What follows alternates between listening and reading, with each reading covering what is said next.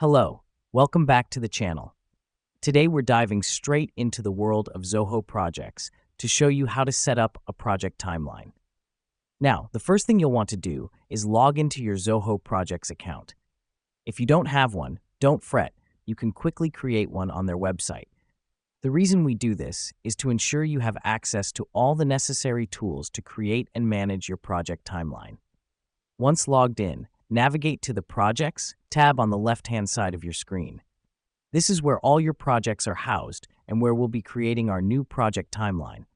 Click on Create Project and fill in the necessary details like project name, start and end dates, and the project owner. This helps us because it sets the groundwork for our timeline.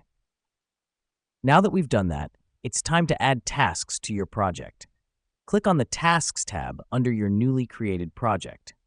Here, you will add all the tasks that need to be completed for your project, assign them to your team members, and set their start and end dates. Let me explain why this matters. Each task is a significant milestone in your project, and setting a timeline for each helps keep everyone on track.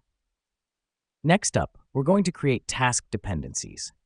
This is done by clicking on a task and selecting Add Dependency. You can choose between 4 types of dependencies based on your project needs.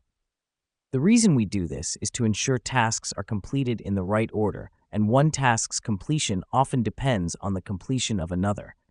It's a critical step in making sure your project runs smoothly.